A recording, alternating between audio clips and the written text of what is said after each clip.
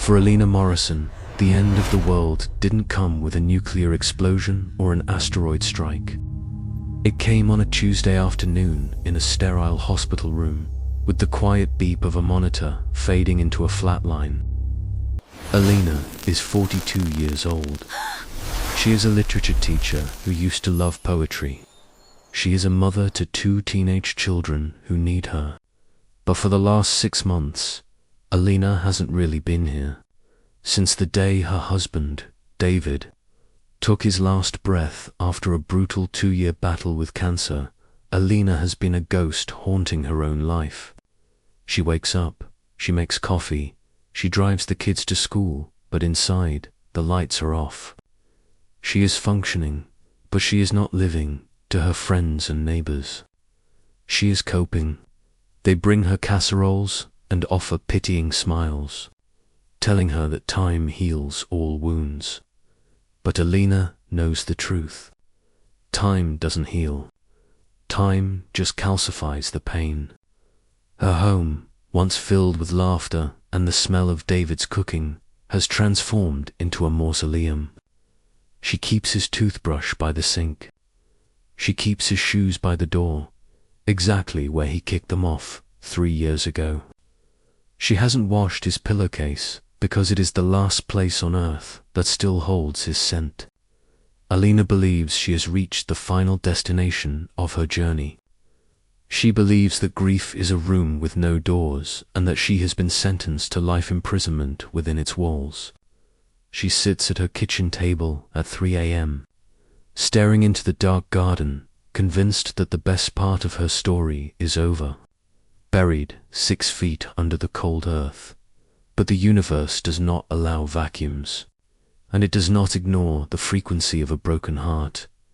It happened on the night of the 6-month anniversary. Elena was sitting in the dark, the silence of the house pressing against her eardrums like water pressure. She was crying, not the loud, sobbing kind of crying, but the silent, leaking tears of absolute exhaustion. She was vibrating at a specific, piercing frequency of despair, a signal, so pure and so intense that it traveled further than she could have imagined. Outside the kitchen window, the darkness of the garden shifted. It wasn't a flashlight. It wasn't a car headlight. It was a pale blue light that seemed to rise from the grass itself, bathing the oak tree in a soft, ethereal glow. The air pressure in the kitchen dropped. The ticking of the clock seemed to slow down. Elena stood up, drawn by an instinct she couldn't name, and unlocked the back door. She stepped out into the cool night air. Standing near the rose bushes David had planted was a figure. It was tall, slender, and shimmered with a stillness that felt ancient. It had large, dark eyes that held no threat, only a profound, bottomless witnessing. This was an observer, a traveler from a civilization that maps the emotional currents of the galaxy. It had not come to invade. It had not come to study the soil. It had come because it heard the scream of Elena's soul. Elena didn't run. When you have lost everything, fear becomes irrelevant. She looked at the being, and for the first time in 6 months, she felt seen. The alien didn't speak with a mouth. A voice, clear and resonant as a bell, bloomed in the center of her mind. "You believe you are in a grave, Elena," the entity projected. "You believe that your life ended when his did. You are waiting for the dirt to cover you." Elena nodded, tears streaming down her face. "He's gone," she whispered, "and I'm just waiting to follow him." "You are mistaken," the observer replied, moving closer, its presence radiating a calm that stabilized her shaking hands. "You are looking at the story backward. You think death is an error. You think grief is a mistake. But what you are experiencing is not a tragedy. It is a pattern." The entity extended a long hand, and a holographic projection filled the air between them. It wasn't a map of stars. It was a map of the human soul. Your history books tell you the story of a man named Jesus who died on a cross and rose from a tomb, the observer said. You call it a miracle. You'd think it was a magic trick performed by a god to impress humanity. It was not. It was a demonstration. The resurrection is not a religious event, Elena, the entity revealed. It is a universal map for emotional healing. It is the physics of transformation. Every soul that wishes to grow must go through the 3 stages. The crucifixion, the destruction of the old life. The tomb, the incubation in the dark. And the resurrection, the emergence of the new self. You are not dying, the alien told her, piercing her despair with hope. You are in stage 2. You are in the tomb, but the tomb is not where you stay. The tomb is where you change. You are not a corpse, Elena. You are a seed. And I am here to show you how to roll away the stone. If you are watching this, it is because you, too, are carrying a heavy stone. Maybe you have lost a person. Maybe you have lost a dream, a career, or a version of yourself that you loved. Maybe you feel like you are sitting in the dark, waiting for an end that never comes. You are not alone. And you are not finished. What the observer is about to show Elena is the manual for escaping the grave. It is the secret knowledge that turns suffering into power. If you are ready to stop grieving the past and start birthing the future, if you are ready to understand why the darkness is necessary for the light, then open your heart. The map is about to be revealed. To understand why the universe sent an emissary to Elena Morrison's garden, you must first understand the architecture of her grief. It wasn't just sadness. Sadness is a weather system that passes. Grief is a tectonic shift that changes the landscape forever. Elena and David hadn't just been married for 18 years. They had been entangled. They were high school sweethearts who had grown up together, their roots twisting around each other until you couldn't tell where one soul ended and the other began. David was the loud one, the one who filled the room with terrible jokes and the smell of sawdust from his workshop. Elena was the quiet one, the anchor who kept him grounded. When cancer took him, it didn't just take a husband. It took the atmosphere. It took the gravity. For the last 6 months, Elena has been operating as a biological machine. She is a master of the performance. She wakes up at 6:30 a.m. She showers. She puts on makeup to hide the purple circles under her eyes. She makes breakfast for Jake and Sophie, smiling when they talk about school, nodding when they ask if she's okay. She is the perfect picture of resilience.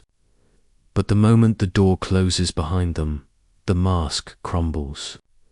She collapses onto the kitchen floor, gasping for air, as if the oxygen in the house vanished with David. She is not living. She is waiting. She is a shell, hollowed out by a loss so absolute it feels like an amputation without anesthesia. The house has become her accomplice in this slow suicide. To an outsider, the Morrison home looks immaculate, but to Elena, it is a museum of the dead. She has turned the master bedroom into a shrine. David's side of the bed is exactly as he left it the morning he went to the hospice. The book on the nightstand bookmark on page 142, where he stopped reading. The glass of water now evaporated, leaving a ring of dust. The pair of reading glasses folded neatly. Elena hasn't slept in that bed for 6 months. She sleeps on the couch downstairs because the silence in the bedroom is too loud. She cannot bear to move a single object, because moving it would be an admission that he is never coming back to pick it up. She is guarding the space for a ghost. The closet is the worst. Sometimes, when the pain is too sharp to bear, she opens the door and buries her face in his flannel shirts. They still smell faintly of hempseed Old Spice, and something uniquely David. That scent is the most painful thing in the world, yet she seeks it out like a drug. It is a knife that cuts her, but it is also the only thing that makes her feel alive. She is trapped in a paradox.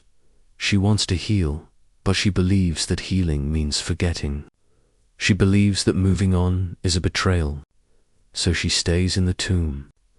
She keeps the stone rolled tight against the door, sealing herself in with the memories that hurt her, because the pain is the only connection she has left to him. But the tomb is not just made of silence. It is made of guilt. This is the secret poison Elena drinks every day. She replays the last 2 years on a loop in her mind. I should have made him go to the doctor sooner, she whispers to the empty room. I should have fought harder for the clinical trial. I should have been more patient when he was angry. She rewrites history, inserting herself as the villain who failed to save the hero. It is a lie, of course. The cancer was aggressive. There was nothing she could have done, but the guilt gives her a sense of control. If it was her fault, then the universe isn't random. If it was her fault, then she can punish herself, and she does. She punishes herself by refusing to be happy. She punishes herself by starving her own soul of joy, believing that any moment of laughter is an insult to his memory, and beneath the guilt lies a burning, cold anger. Elena is furious.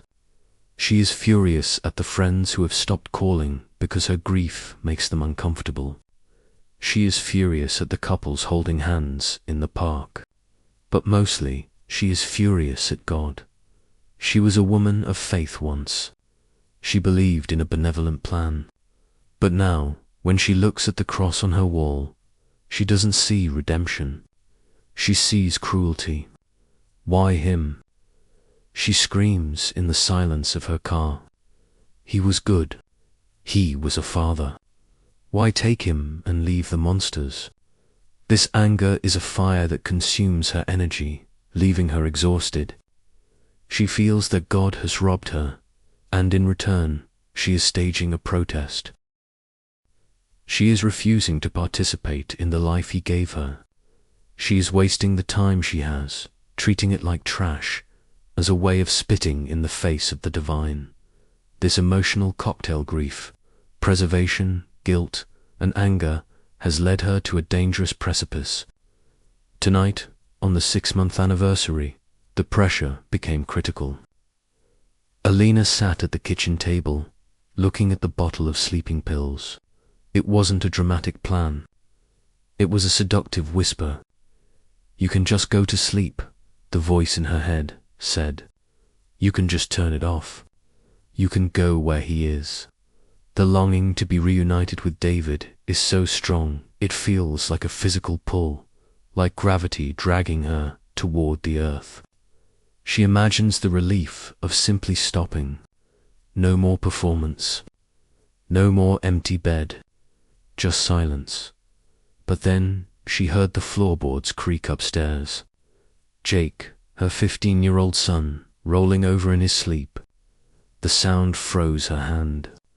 She thought of Sophie's graduation next year. She thought of the trauma she would inflict on them. First, losing a father to cancer, then a mother to despair. She realized with a sickening jolt that she was trapped.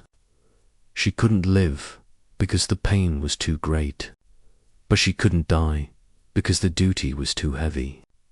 She was paralyzed. She was a prisoner in a cell where the walls were closing in, inch by inch, day by day. She was screaming without making a sound. It was this precise moment of paralysis, this vibrational scream of a soul that has run out of options that summoned the observer. The alien didn't come because Elena was special. It came because she had reached the 0 point. She was standing at the event horizon of her own soul, caught between the gravity of death and the inertia of life. She was vibrating at the exact frequency of the tomb when she walked out into the garden and saw the blue light. It wasn't fear she felt. It was an odd, detached curiosity.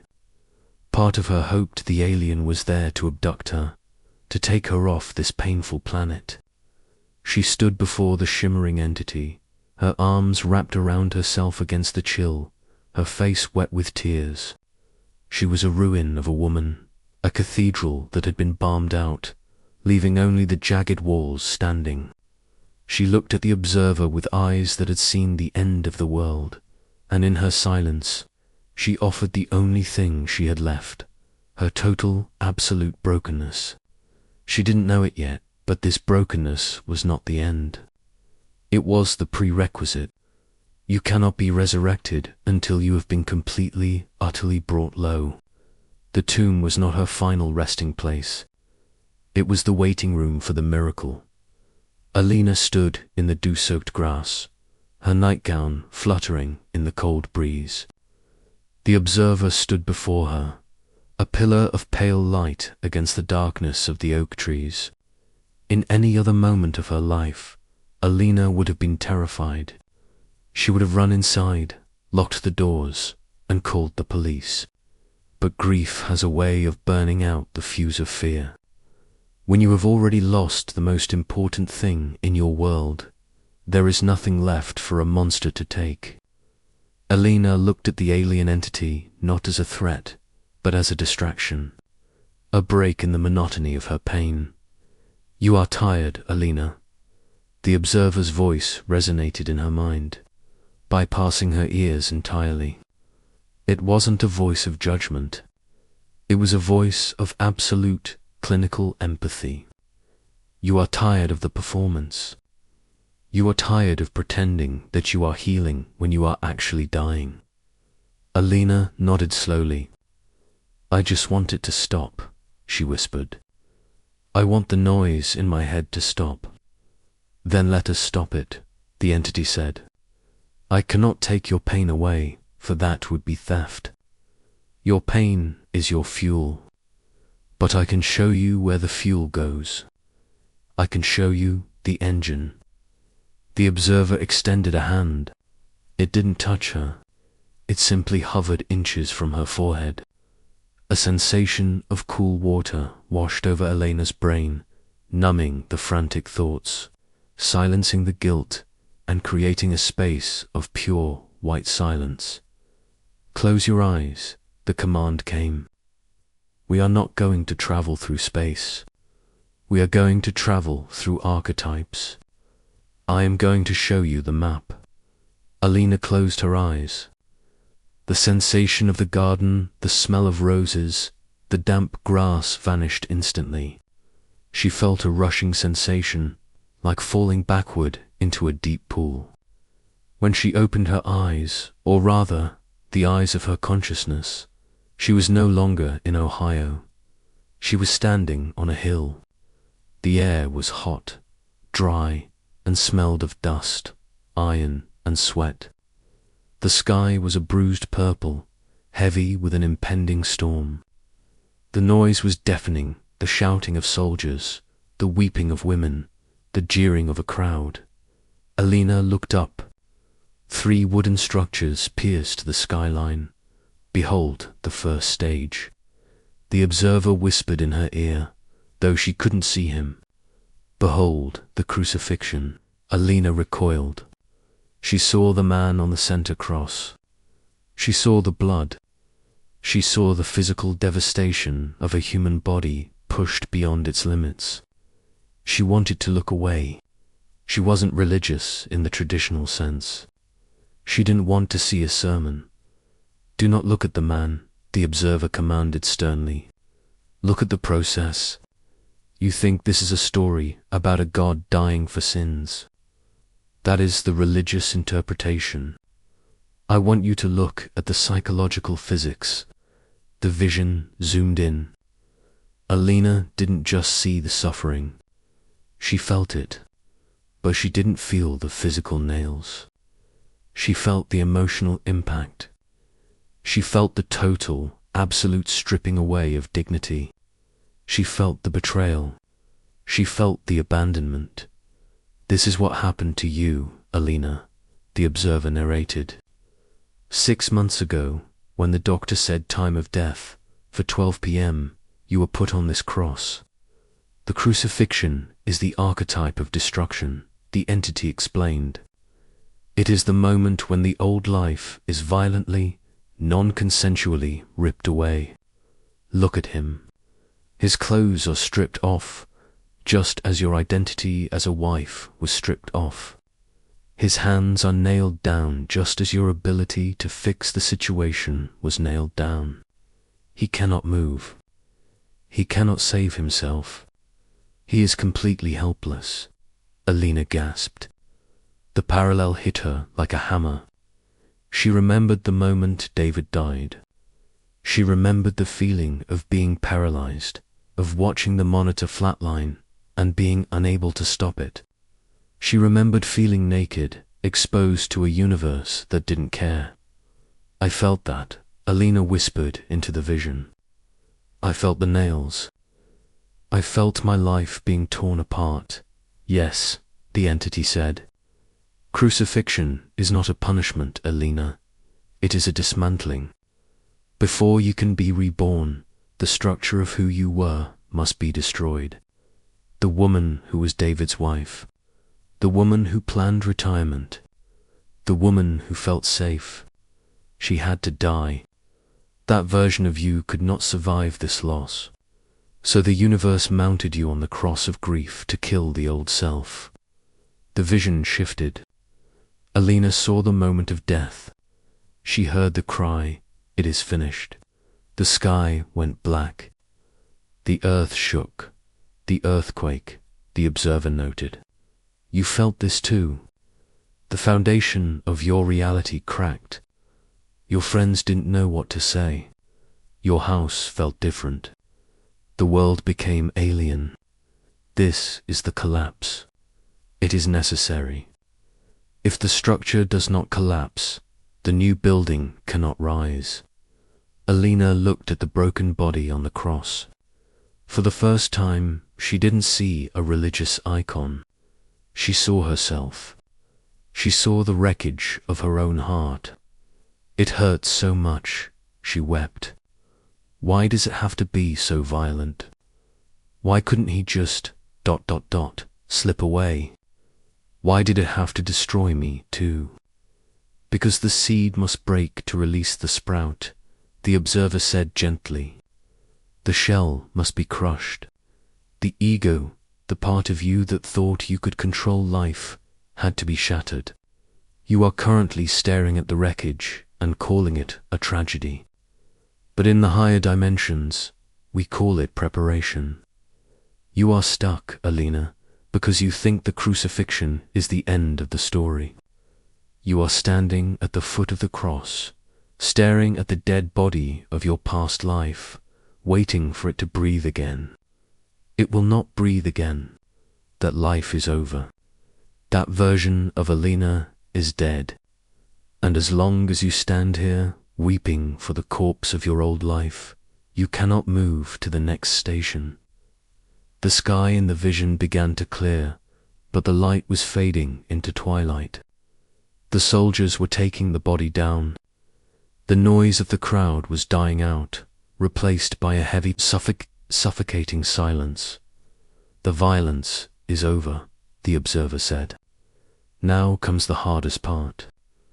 Now comes the part where you are living right now.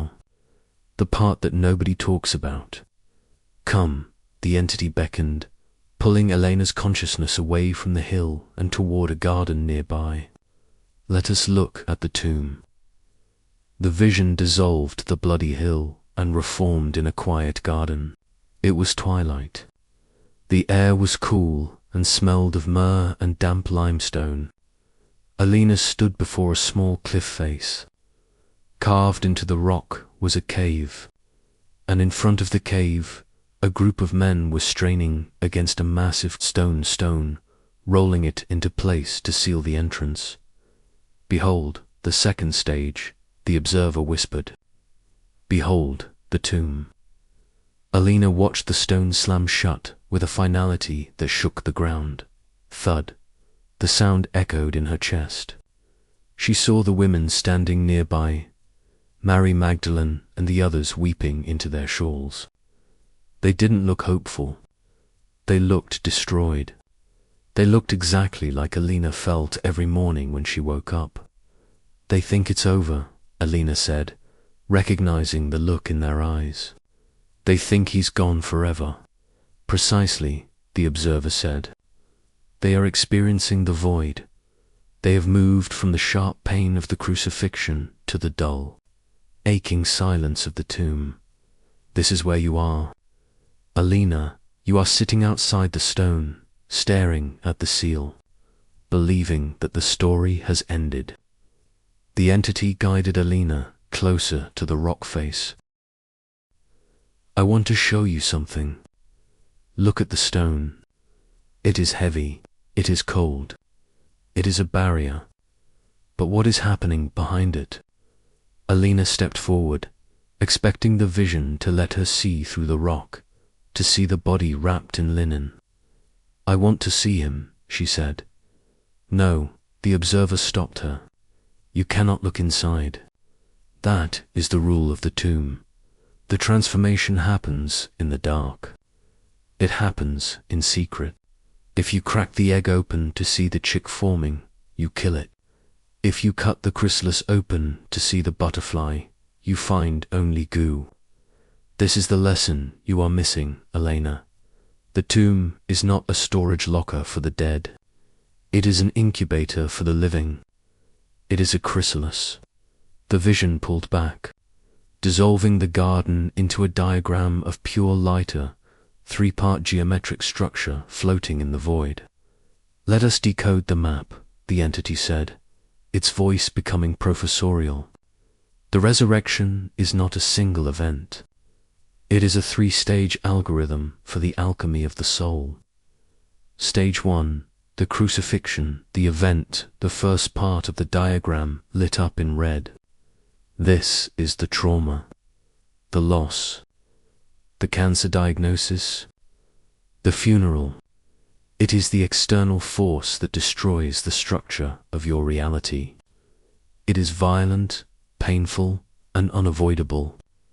You have survived this part, Elena. The nails have already been driven. Stage 2, the tomb, the process, the middle part of the diagram, lit up in grey. This is the incubation. This is the void.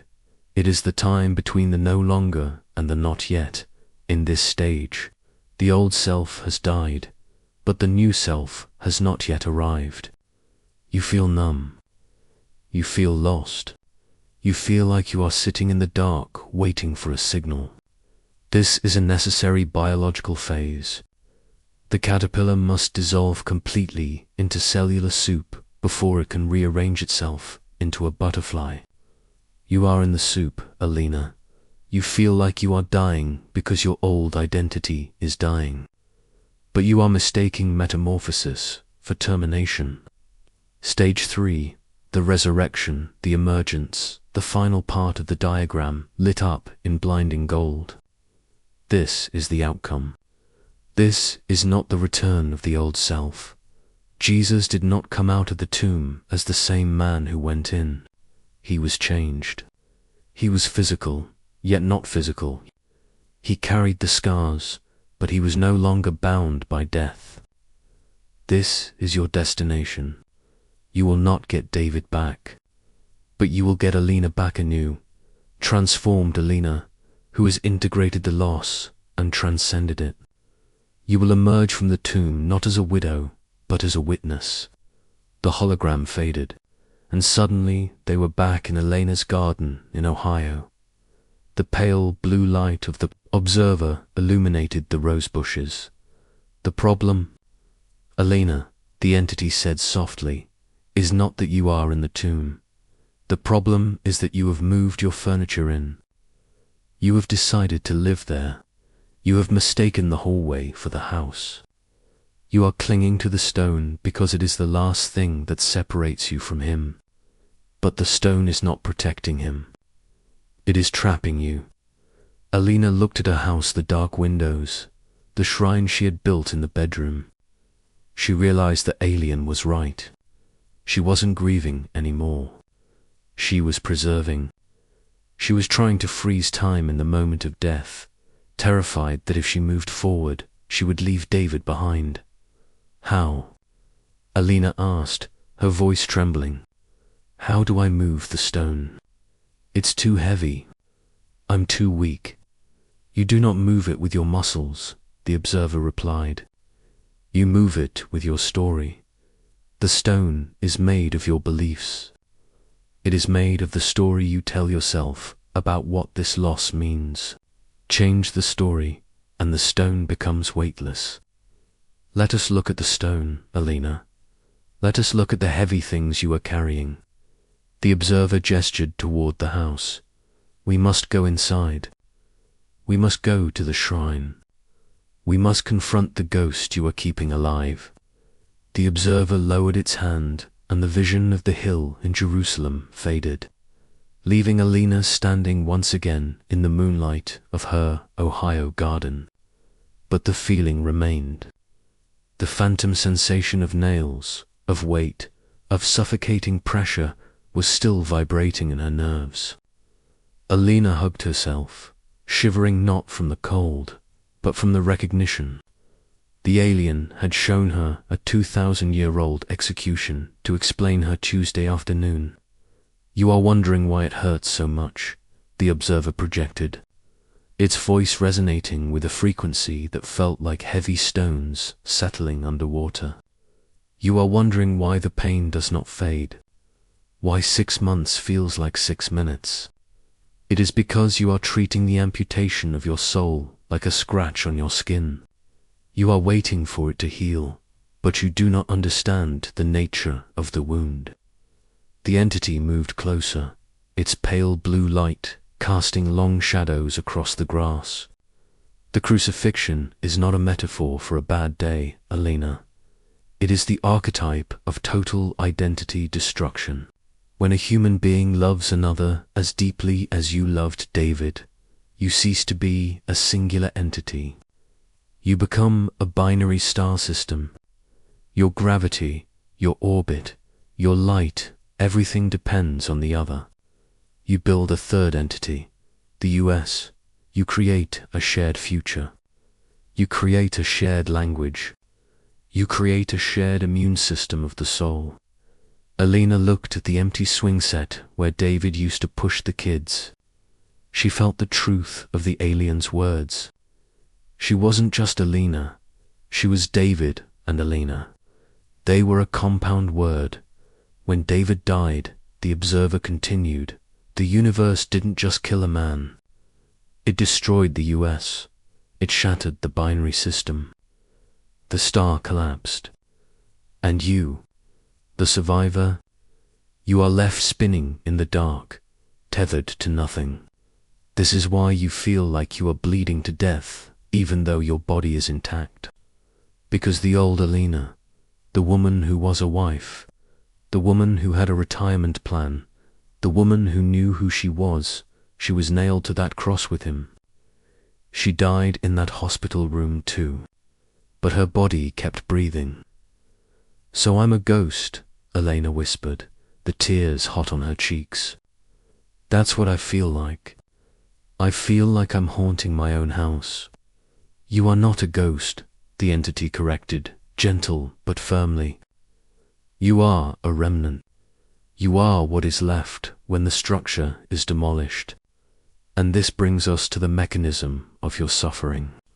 The pain you feel is not the loss of David. The pain is the resistance to the death of the old self. The observer gestured to the rose bushes, their thorns sharp in the moonlight. Crucifixion is an agonizing, prolonged process. It is not a quick death. It is a slow suffocation. You have been suffocating for 6 months because you are trying to keep the old Elena alive. You are performing CPR on a corpse. Every time you refuse to move his shoes, every time you refuse to sleep in the bed, every time you replay the what-ifs, you are fighting the reality of the destruction. You are pulling against the nails, and pulling against the nails only tears the flesh. Elena stiffened. Are you saying I should just let go? That I should just forget him? That's insulting. I am saying you must accept the defeat, the observer said, the word hanging heavy in the air. The ego hates defeat. The ego wants to fix it. The ego wants to bargain. It says, if I mourn hard enough, maybe he will come back. If I keep the room exactly the same, maybe I can preserve the timeline. But the crucifixion demands absolute surrender. Look at the archetype again. The image of the cross flickered briefly in Elena's mind. Not the violence this time, but the final moment. The moment of the head bowing. Jesus did not scream, "Save me," at the end. The entity observed. He did not curse the Romans. He did not bargain with God for a different outcome. He said, "Into your hands I commit my spirit." He surrendered. He accepted that the body was broken. He accepted that the mission was ending. He stopped fighting the inevitable. And in that moment of surrender, the pain ended and the transformation began. The alien stepped closer, its large dark eyes reflecting the stars. You have not surrendered, Elena. You are still arguing with the outcome. You are angry at the cancer. You are angry at the doctors. You are angry at God. This anger provides you with energy. It keeps you warm, but it also keeps you on the cross. As long as you are fighting the reality of his death, you cannot enter the tomb. And if you cannot enter the tomb, you cannot reach the resurrection. You are trapping yourself in the moment of trauma. Elena fell to her knees in the grass. The truth was a physical weight pushing her down. She realized she was exhausted, not just tired, but so. She had been holding up the sky for 6 months, refusing to let it fall. I'm scared, she sobbed into her hands. If I let go, if I stop fighting, I'll disappear. There will be nothing left of me. That is the point, the observer whispered. The seed must disintegrate to become the tree. If the seed tries to save itself, it rots. If it surrenders to the dirt, it grows. You are terrified of the void, Elena, but the void is where the magic happens. You must let the old Elena die completely. You must let go of the future you planned with him. You must grieve not just for him, but for the version of yourself that is gone forever. You have to hold a funeral for your own life. The wind picked up, swirling the leaves around Elena's kneeling form. It felt like a cleansing. But there is one more lesson from the cross, the alien added, its voice softening into a tone of profound compassion. The most difficult lesson of all, even while he was being destroyed, even while the world was taking everything from him, he chose love. He looked at the people killing him and said, "Forgive them." He looked at the thief beside him and offered comfort. Do you understand the physics of this? The external world was pure destruction, but the internal world remained pure creation. He did not let the nails close his heart. The entity pointed a long finger at Elena's chest. You have let the pain close your heart, Elena. You have shut down. You have pushed your children away. You have pushed your friends away. You are protecting yourself, but you are suffocating the very thing that can save you. The test of the crucifixion is this.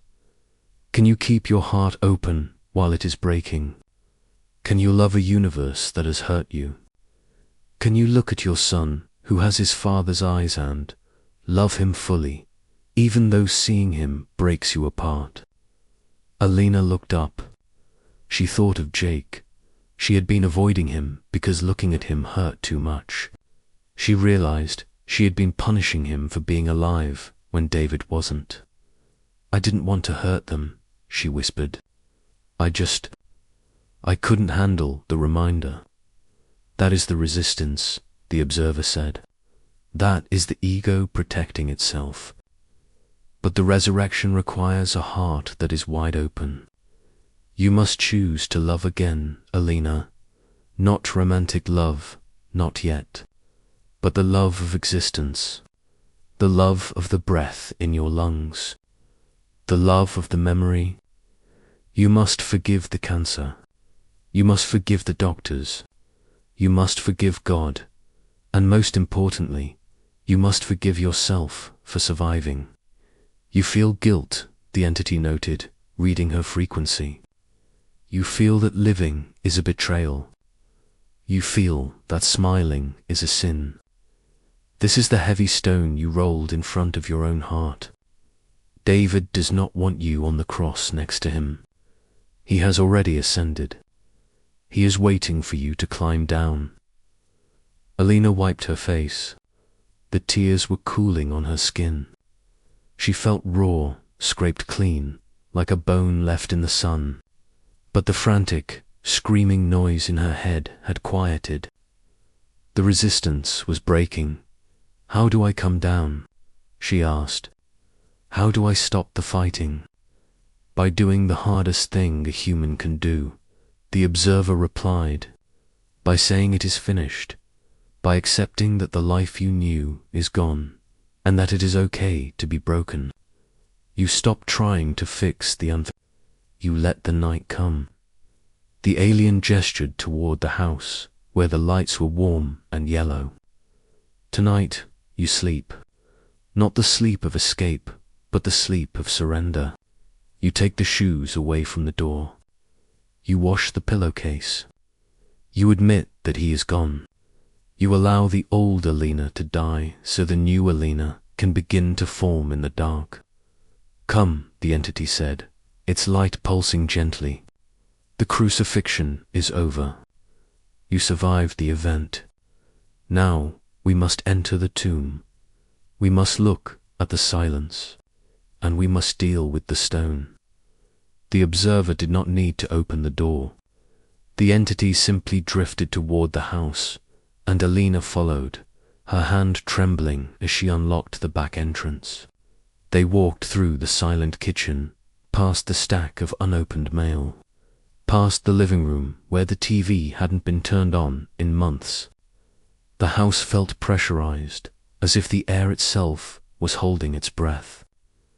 They climbed the stairs in the dark, the wooden steps creaking under Elena's weight, while the alien moved silently, a spectre of blue light floating through the gloom. They reached the master bedroom door. Elena hesitated. Her hand hovered over the knob. This was the sanctum. This was the place where time had stopped at 9 a.m. on the day the ambulance came. She hadn't let the children in here. She hadn't let the cleaning lady in here.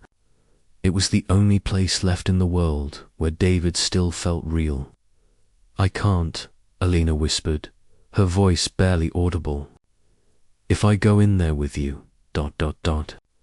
If I let the light in, it breaks the spell. The spell is already broken," Elena, the observer, projected gently. "You are guarding an echo." "Open the door." Elena turned the knob. The door swung open, releasing a stale, preserved scent of cedar, old paper, and fading cologne. It was the smell of a museum. The pale blue light of the observer flooded the room, illuminating the dust motes dancing in the stagnant air. The room was exactly as David had left it.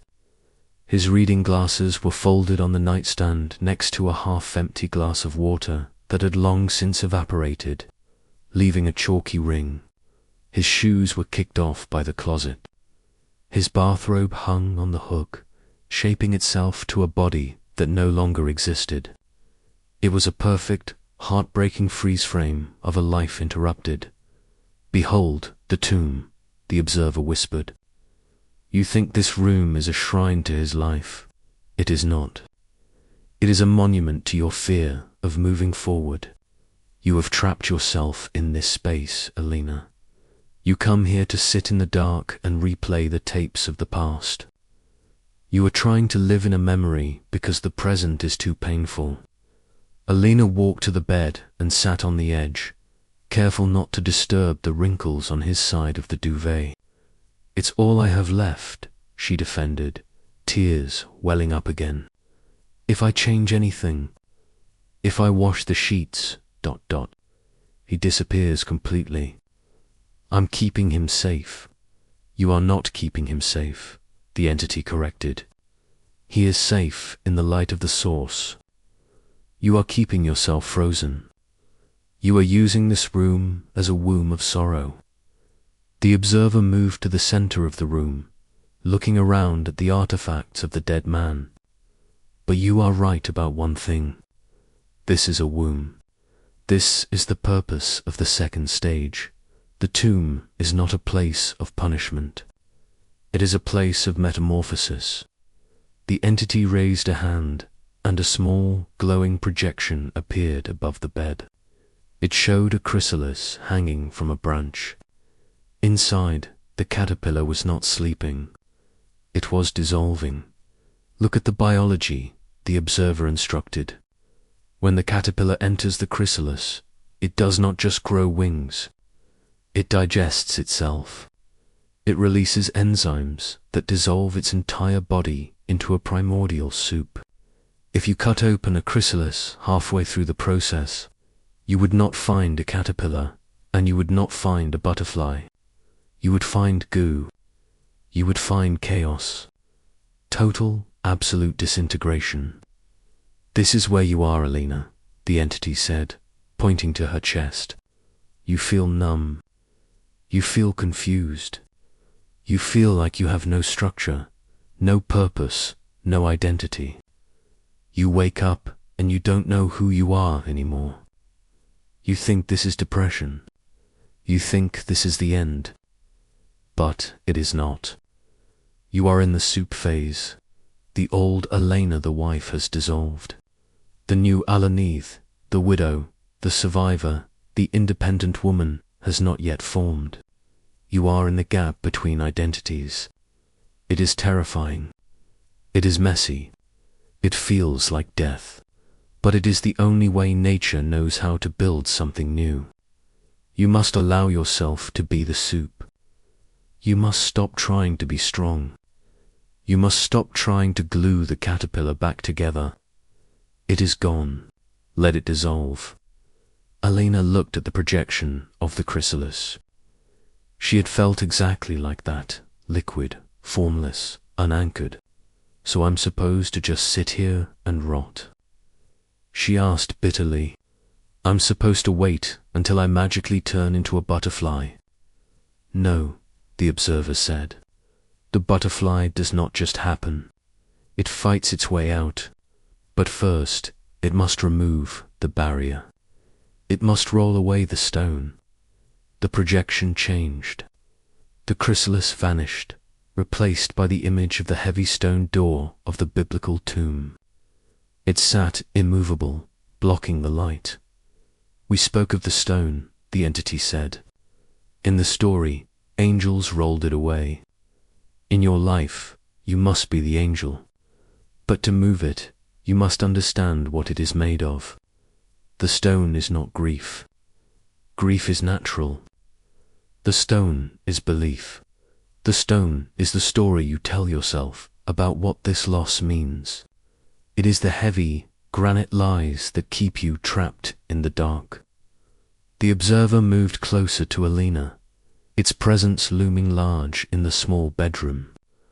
I can read the writing on your stone, Elena. It is etched deep. Shall I read it to you? Elena nodded, terrified but ready. Lie number 1, the entity recited, its voice vibrating in her skull. I died with him. You believe that your life force was tied to his, and when his cord was cut, yours was too. You believe you are a remnant, a leftover. This is a lie. You were a whole, complete universe before you met him. You are a whole, complete universe after him. He enriched your life, yes. He expanded your orbit, but he did not define your capacity to exist. You are not half a person, Elena. You are a whole person carrying a wound. Lie number 2, the entity continued. Moving on is betrayal. This is the heaviest part of the stone. You believe that if you smile, you are insulting his memory. You believe that if you sleep in this bed, you are erasing him. You think your suffering is a form of loyalty. You think that the more you hurt, the more you loved him. This is false. Suffering is not a measure of love. It is a measure of attachment. David does not need your pain to know he was loved. He needs your light. By extinguishing yourself, you are not honoring him. You are mocking the life you shared. You are turning his memory into a cage. Lie number 3, the entity finished, leaning down until its face was level with hers. The best part is over. You believe the climax of your movie has passed, and now you are just watching the credits roll until the screen goes black. You believe there is no joy left, only duty. This is the stone that seals the tomb tight. But the universe is not linear, Elena. Love is not a finite resource. You have no idea what the next chapter holds, but you have decided to leave the pages blank because you are afraid to write without him. Elena sobbed, her body curling forward on the bed. The alien had read her soul. Every word was true. She had been using her pain as a shield, using her loyalty as a lock. She thought she was being a good wife, but she was just being a fearful human. But I don't know who I am without him, she cried. I've been David's wife for 20 years. If I'm not that, ... What am I? That is the question the tomb asks, the observer whispered. That is why you are here.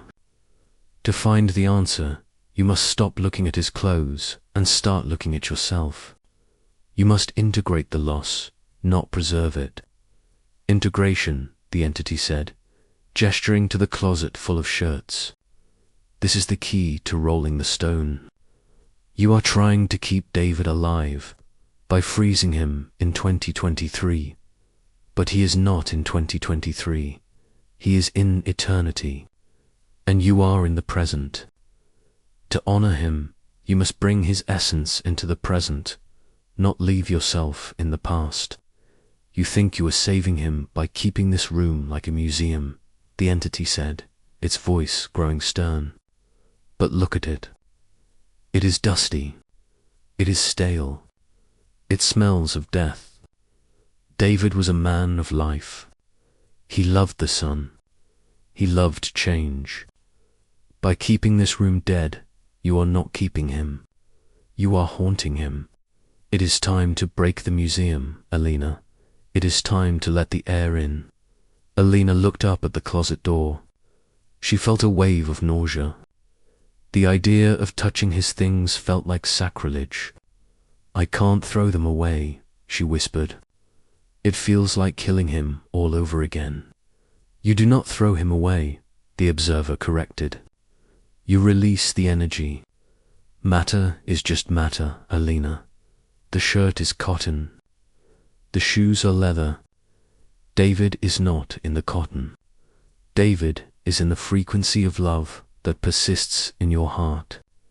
As long as you cling to the matter, you block the spirit. You must make space for the living. Start small, the entity encouraged. We do not need to empty the room tonight. But we must move one pebble. We must crack the seal.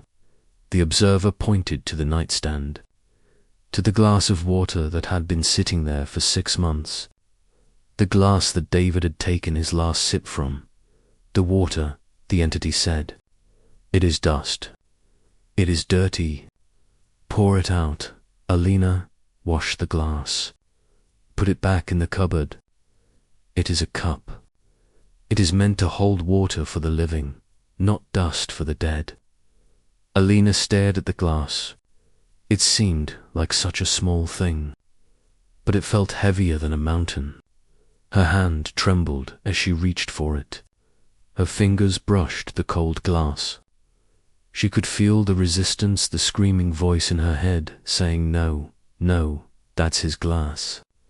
But underneath the resistance, she heard another voice. A quieter voice. The voice of the butterfly waiting to be born. Let it go. She gripped the glass. She lifted it. The ring of dust remained on the wood, a ghost of where it had been. "I'm doing it," she whispered, her voice shaking. "I'm moving the stone." "Yes," the observer said, and the blue light in the room seemed to pulse brighter. "You are breaking the paralysis. You are choosing to act. Now, take it to the sink. Wash it, and then we must talk about the children. We must talk about what your tomb is doing to them." Elena stood at the bathroom sink, the water running cold over her hands. She held the glass, David's glass. For 6 months, it had sat gathering dust, a holy relic of his final thirst. Now, it was just a wet piece of glass. She scrubbed it. She watched the grey, dusty water swirl down the drain. It felt like a betrayal, but as the water cleared, it also felt like a breath. She dried it with a towel and placed it on the shelf next to her own. 2 glasses. One for her, one for the memory.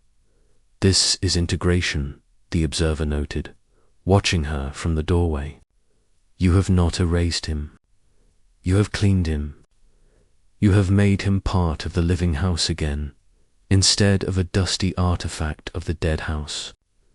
This is how you move the stone, Elena, pebble by pebble, object by object. You decide what stays because it brings joy, and what goes because it brings only pain." Elena leaned against the sink, exhausted. "But it hurts," she whispered. "It feels like I'm saying goodbye." "You are saying goodbye," the entity said firmly. "You are saying goodbye to the dying man. You are saying goodbye to the hospice. You are saying goodbye to the trauma. You are clearing the space so that you can say hello to the husband who lives in your heart, not the patient who died in that bed. You cannot greet the spirit while you are clinging to the corpse." The alien floated into the hallway, its blue light casting long shadows toward the other doors, the doors to Jake and Sophie's rooms. "But we are not done," the observer said, its tone shifting from gentle to grave. "We have moved the stone for you. Now we must move the stone for them." Elena stiffened. "Leave the kids out of this. I've protected them. I've kept the grief to myself. I put on a brave face every morning. You put on a mask," the entity corrected. "And children are perceptively biological machines. They detect the frequency of the mother. You think you are hiding your despair, but to them you are loud as a siren. You are vibrating at the frequency of the tomb, and you are forcing them to live in it with you." The observer glided toward Jake's door. It was closed. A keep-out sign hung crookedly on the wood. "Look at this house through their eyes, Elena," the entity commanded. "For 6 months, the curtains have been drawn. The TV is off. The laughter is gone. The master bedroom is a forbidden zone, a haunted temple they are afraid to walk past. They tiptoe around you. They lower their voices. They are afraid to be happy because they think their happiness will hurt you. You are not protecting them," the observer said ruthlessly. "You are suffocating them. You are teaching them that love ends in devastation. You are teaching them that when you lose someone, The only correct response is to lay down and die with them. Elena felt a cold chill wash over her. She thought of Jake, who had stopped playing his guitar. She thought of Sophie, who spent all her time at her boyfriend's house, avoiding coming home. She thought she was giving them space, but the alien was right. She was giving them a vacuum. You are their map, Elena, the entity continued. They are looking at you to learn how to survive this. And what are you showing them?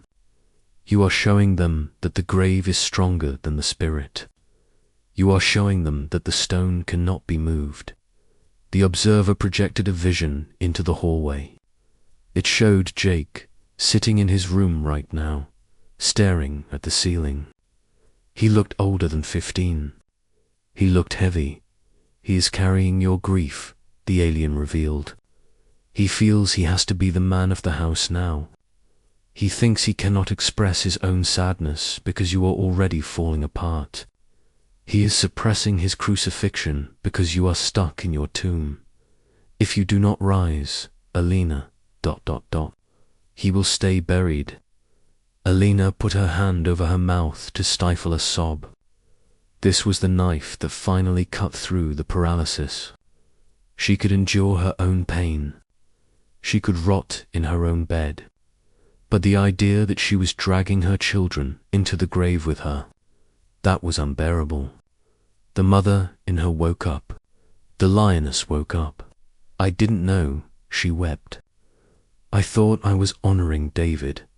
I thought I was keeping the family together. You were keeping the shadows together, the observer said. David would not want this. David loved the noise of this house. He loved the music. By silencing the house, you are not honoring him. You are erasing his legacy. His legacy was life, Elena, not this shrine to death. The entity turned to her, its eyes blazing with a fierce, demanding light. The tomb serves a purpose, but it has an expiration date.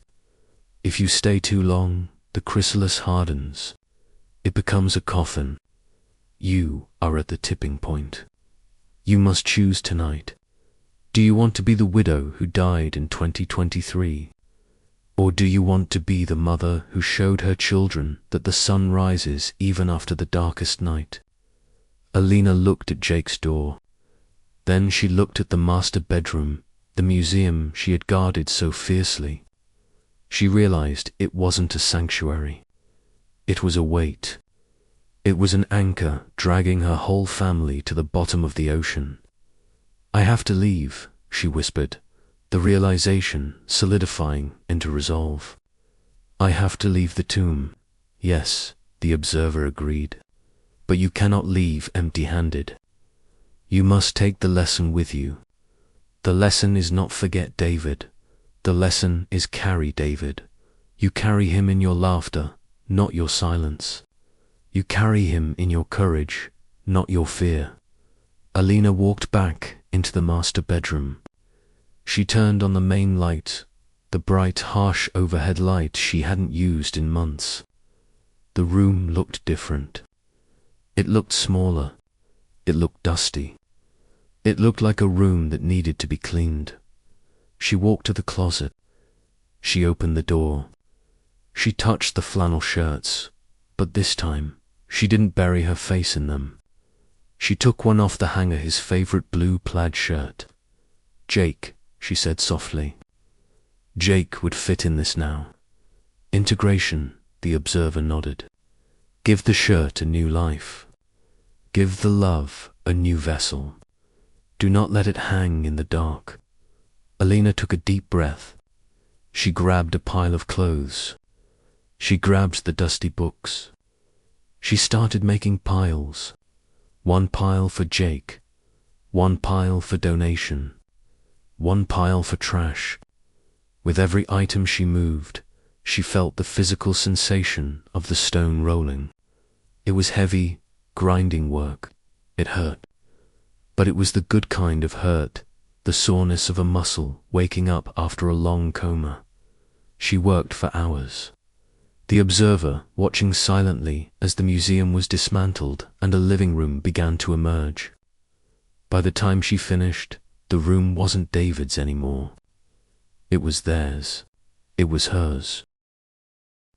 She walked out into the hallway, sweating, her hands dirty, her heart pounding.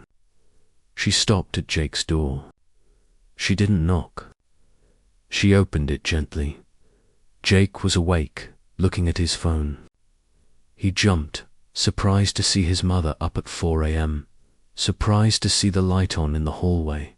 "Mum," he asked, his voice cracked with sleep. "Is everything okay?" Elena looked at him. She really looked at him.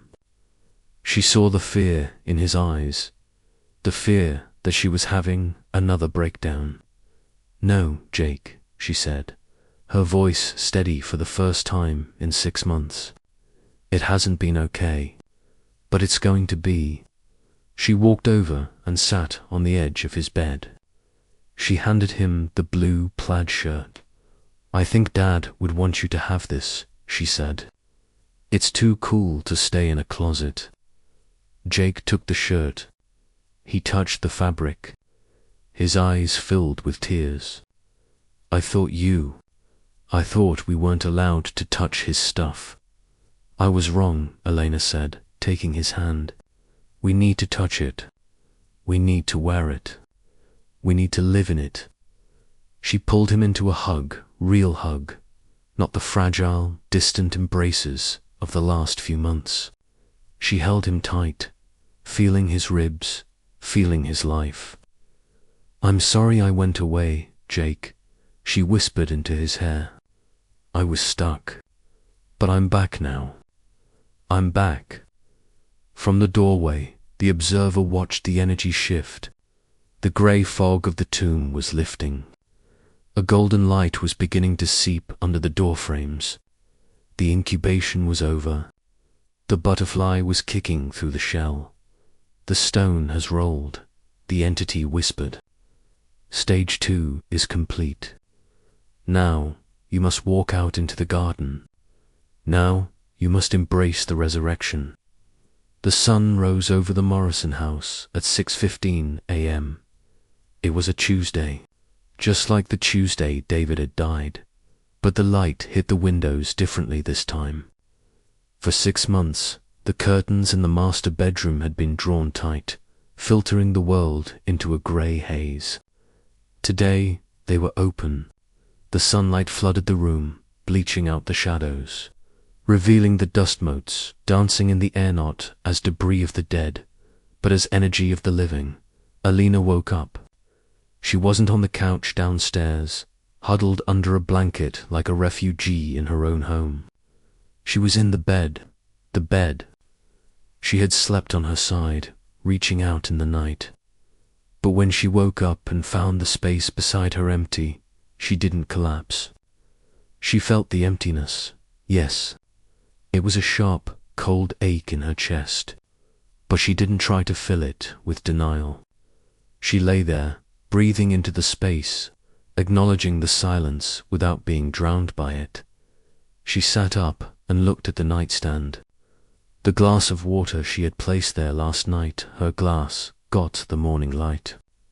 It sparkled. It was clean. "Behold, the third stage," the observer's voice resonated. The entity was standing by the window, its form less defined now, blending into the morning light. "Behold, the resurrection." Elena swung her legs out of bed. She walked to the mirror, the full-length mirror she had avoided for half a year because she couldn't bear to look at the widow. Today, she looked. She saw the dark circles. She saw the new grey hairs. She saw the lines etched around her mouth. She looked tired. She looked wounded. But she looked real. "I don't look like a butterfly," she said, touching her reflection. "I look like a train wreck." "Resurrection is not plastic surgery, Elena," the observer replied, a hint of warmth in its tone. "You thought you would wake up fixed. You thought the pain would vanish and you would be the woman you were before the cancer. That is a fantasy. The resurrection does not erase the history. It integrates it. The entity gestured to the image of her face in the glass. Look closer. You are not the same woman who went into the tomb 6 months ago. That woman was fragile. She was defined by her fear of losing him. You are the woman who survived the loss. You are the woman who walked through the valley of the shadow of death and came out the other side. You are stronger. You are deeper. You are new. This is the definition of resurrection, the entity declared. It is not the return of the old life. It is the emergence of a new self that is capable of carrying the grief without being crushed by it. Elena turned from the mirror to face the alien. But the scars, they hurt.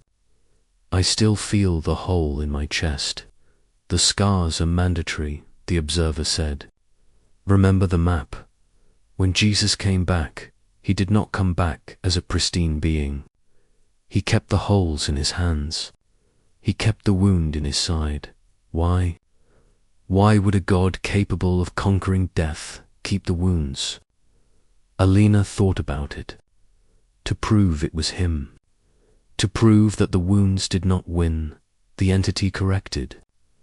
The scars are not defects, Elena. They are trophies. They are the evidence that you survived the crucifixion. If you came back without them, you would have learned nothing. You wear your grief now, not as a shroud, but as a mantle.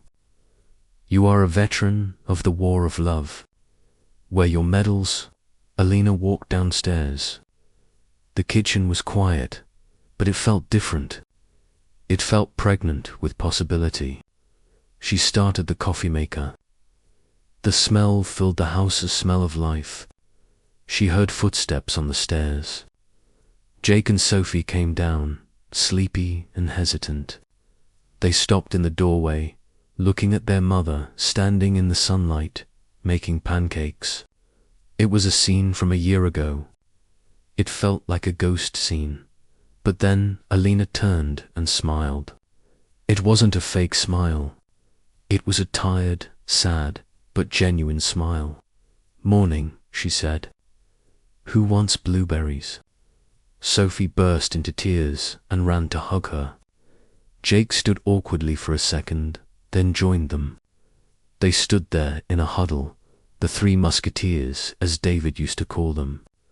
The fourth musketeer was missing, but his presence was there not as a haunting shadow, but as the love that held them together. "This is the miracle," the observer whispered from the corner of the room. "Not walking on water, but making breakfast when your heart is broken, choosing to feed life when you want to starve. Resurrection is a choice, Elena. It is a choice you make every single morning. Today, you chose to rise." Later that day, after the kids had gone to school, Elena went out into the garden one last time. The observer was waiting by the rose bushes. The blue light was fading, ready to return to the stars. "You're leaving," Elena said. "My work is done," the entity replied. "You have the map. You know how to move the stone. What do I do now?" Elena asked. "I'm back, but what is the point? David is still gone. I'm still a widow."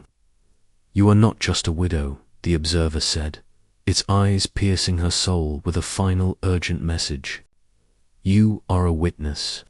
There are millions of people in the tomb right now, Elena, millions of people sitting in the dark, believing that their life is over. They cannot see the door. They cannot feel the light. They need someone who has been there to tell them that the stone rolls. Your mission is no longer just to survive. Your mission is to go back to the graveyard and help the others. You must tell the story. You must show them your scars and say, 'Look, I died, and yet I live.' You can too. When you help another soul out of the tomb, the entity said, beginning to dissolve into pure energy, that is when you will find David. For David is not in the past. He is in the energy of love, and every time you act in love, every time you bring hope to a hopeless person, you are resurrecting him. Jesus returns every time you love. With a flash of blinding white light, the observer vanished. The garden was empty. Just the roses, the wind, and Elena. But she wasn't alone.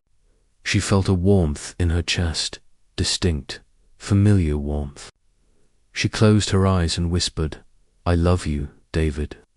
And for the first time in 6 months, she didn't feel the silence. She felt the answer. "I know. Live for me." Elena walked back into the house. She picked up the phone. She dialed the number of the grief support group she had ignored for months. "Hello." A voice answered. "This is St. Mary's support." "Hi," Elena said, her voice steady and strong. "My name is Elena. I lost my husband 6 months ago, and I think I'm ready to talk. I think I can help." She hung up the phone. She looked at the calendar on the wall. She crossed out the days of the last 6 months, the days of the tomb. Then she turned the page to a new month. A blank page.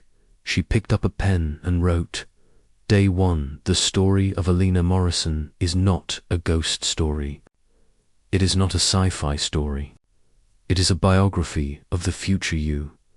We will all stand at the foot of the cross. We will all watch something we love, die a person, a dream, a marriage, a career. The crucifixion is not optional. It is the price of admission to a life of love. But the tomb is a choice. Many of you watching this right now are sitting in the dark. You have rolled the stone shut. You have decided that because the old you died, the future you cannot exist. You are guarding a museum of memories, terrified that moving on means forgetting. But I am here to tell you what the observer told Elena. The stone is made of your beliefs. You believe you are buried, but you are just planted. You believe it is the end, but it is just the middle.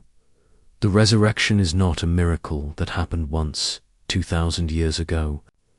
It is a pattern woven into the fabric of the universe. The sun sets and it rises. The winter kills the tree and the spring brings it back. The caterpillar dissolves and the butterfly emerges. Why do you think you are the exception? You are designed to rise, but you cannot rise if you are holding onto the corpse of the past. You have to let go. You have to forgive the universe for hurting you. You have to forgive yourself for surviving. You have to roll the stone away, not because the pain is gone, but because the love is stronger. Your scars are beautiful. They are the proof that you fought the night and won. Do not hide them, use them. Go find someone else in the dark and show them your map. Be the witness. David didn't die so Elena could die with him. He lived so she could carry his light forward. The people you lost, they are cheering for you.